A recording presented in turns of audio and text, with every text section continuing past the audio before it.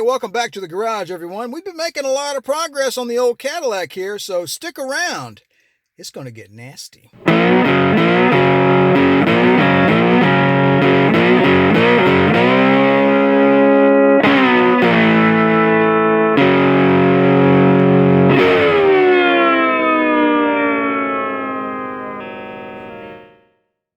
All right, here's a procedure we're using. We're using BG Platinum Air Intake Valve and Combustion Chamber Cleaner. And you will need to buy this from a local professional automotive repair shop. We've got this product in a spray bottle. And what you do is you get down inside your ports and you spray it down in there real good. You make sure you're doing it in a valve that's in a port where the valve is closed, right? Spray it down in there real good, let it sit for about 5 or 10 minutes, wipe it out with a rag, maybe wipe the walls down of the port, and then get some brushes. You can buy a kit, you can buy a kit like this, right, with some various brushes that you can use. Get down in there and scrub around around that valve real good. Let it sit for a while, and then get yourself a rag, put it over the port. Get yourself an air hose with a little extension on it. Hold that rag up there and blow that air way down in there and let that stuff blow back out this way. Now it'll blow into the rag, clearly. You're going to want to wear, I've been wearing a respirator, right? Because once this cleaner gets atomized and starts flying around in the air, you don't want to breathe it. It's really nasty. And then get in there with some plain old brake clean. Spray it down in there, let it sit for a minute or so. Get your brush down in there again, and then run your rag down in there again, soak up some of it. And then use your rag again with one hand and your air again, and blow the brake clean out. Again, keep a face shield on, use gloves, wear a respirator. This is all very nasty stuff. Cover up your car to make sure you don't get any of this stuff on your paint. I'm going to paint these valve covers again, so I'm not really worried about them. So I'm doing each port twice. We do a treatment with the chemical, and then we flush it out. Then we rinse with the brake clean. We flush that out. Okay, do that twice for each port. And it's working out really well. I've already done the passenger side. I'm just about to start the driver's side. So that's the result from doing the passenger side. I think you can tell this is working really, really well. So it's kind of hard to get down in there with the camera.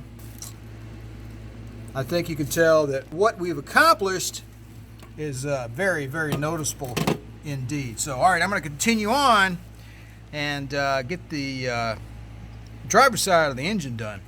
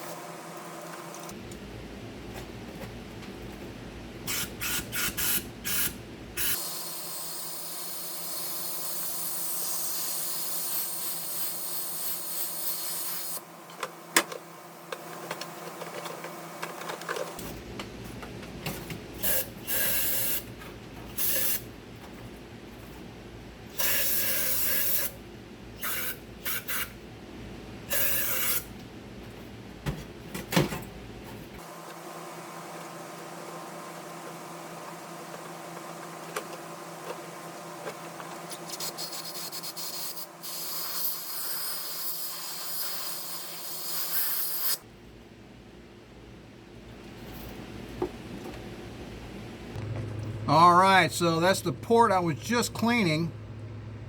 That looks pretty doggone good to me. Just as an example, again, another example, it used to look like this.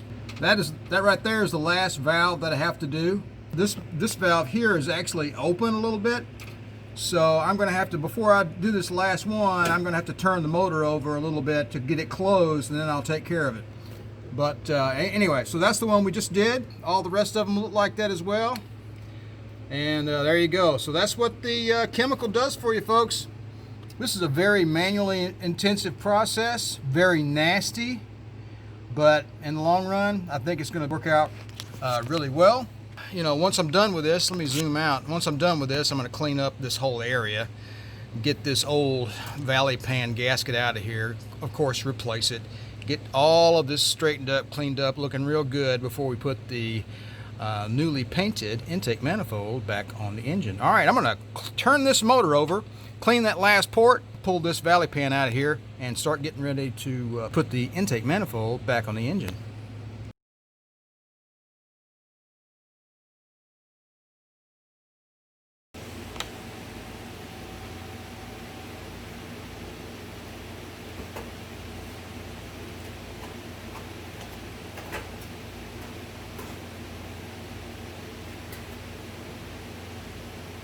All right, a little peek down inside the old 472 here. So far, so good. Has a little bit of trash in there. Right down in there, I see something. I'm not sure what it is. We don't want to get any trash in our lifters, that's for damn sure. It looks just like this old motor oil, and yeah, we want to keep the trash out of our lifters, that's for sure. So I'm probably going to get in there and clean that up just a little bit. You'll see that this is the exhaust crossover port. So, and you can see it's black right in here, and you've got some blackness on the bottom right here, and it's kind of flaking off right there. So, and it falls directly down. So I'm assuming that little pile of stuff came from the exhaust port. So we're going to need to clean all that mess up. And I'm going to get a some plastic in here and probably cover up this lifter valley for the time being while I prepare the intake manifold for reinstallation. So there's our rubber gasket on the back of the motor. It's pretty, yeah, it's it's really stiff. It's cracking. So there, yeah, all right. I'll need two hands to get that off of there. Okay, all right, I'm going to put this camera back on the pedestal and do some cleaning. A little update on where we are here. I've been doing a lot of cleanup on this mating surface over here on the heads, and I think you can see that that's coming along really nicely. One little problem area that I ran into was these little holes right here at the front and rear of the engine where the gaskets sit here on this ledge. So the gaskets have this little plastic or rubber nub that sits down in that hole and keeps the gasket in place. Those things broke off down in there, and I had to get ultimately, it was too hard to pick it out with a screwdriver. So really, I just got a drill bit that was that size, and just gently used my cordless drill, and got that drill bit sunk down in that little plastic nub, and just kind of lifted it on out, and it worked pretty well, really. So that's a handy tip for you. We've got some paper in here to cover up the lifter valley so we don't get too much trash down in there. We're trying to be careful to keep this thing as clean as we can. All right, so it's time to get our newly painted intake manifold back on the engine, and let's go ahead and get started putting our gaskets on.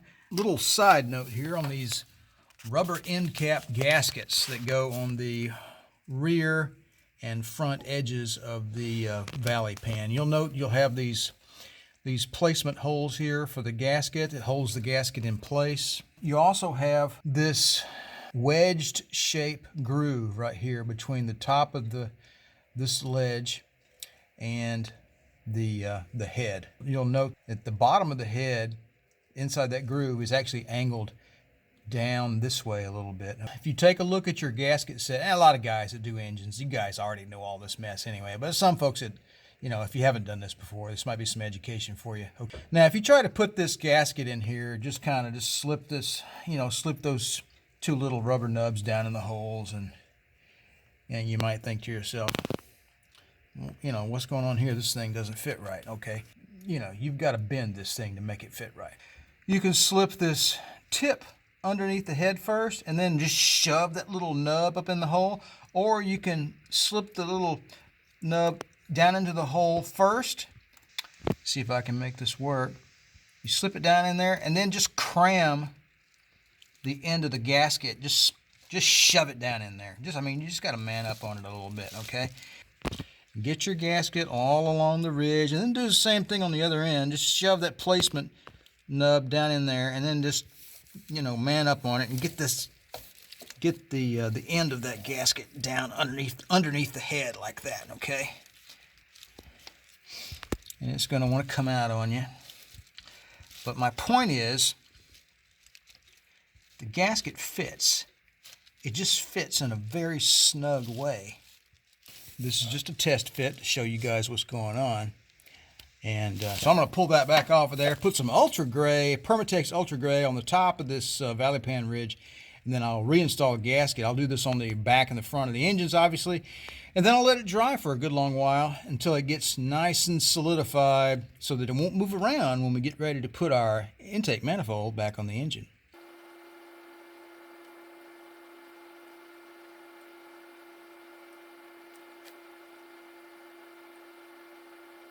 All right, got a little bit of Permatex Ultra Gray around all of the ports.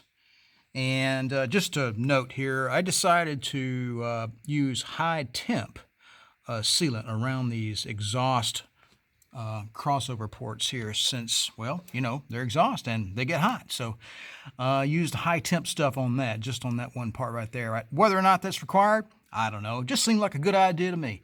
All right, we're going to let that sit up and get tacky. And, well, not quite as tacky as the work I generally do. But one thing I still need to do, before I get the intake gasket on the engine, I'm going to double up on the sealant right here in the corners where the gasket meets the head. So on each corner we'll get an extra dab shortly before I put the gasket on the motor.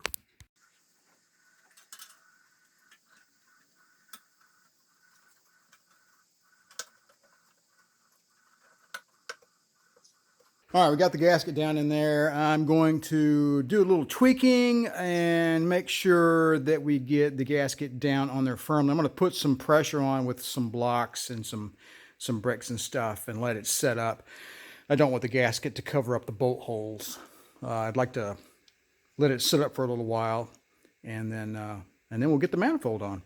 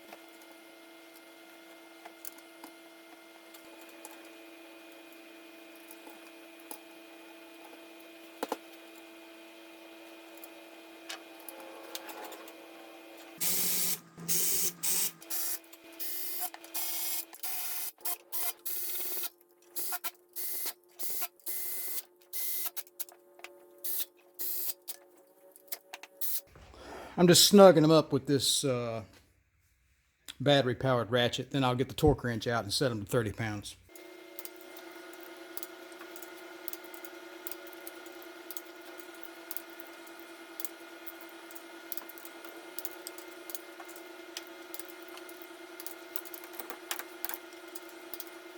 Well, all right, everyone. It looks like I'm going to have to cut this video off to keep it from being 4 hours long. I think we're going to call this a video. You can tell right here that we've been cleaning up a lot of parts. I've got the valve covers off the engine now. You can see where the paint is still drying. I actually just shot these just a few minutes ago. Here's the bracket for the upper radiator hose. Here's the bracket for the coil. Here is the thermostat housing. I still need to paint these valve cover bolts. Here's the little resistor doohickey. It goes on the coil and the bracket for that. That's been painted as well. That should look pretty nice. Here's the bracket for the kick down switch. So the kick down switch is taped up right there. But anyway, just a few odds and ends there. And I'm going to have to call this a video, folks. Got to cut it off right here. I'm waiting on parts to finish up the carburetor. and to finish up the installation, and hopefully we'll get this car back into service in just a few days.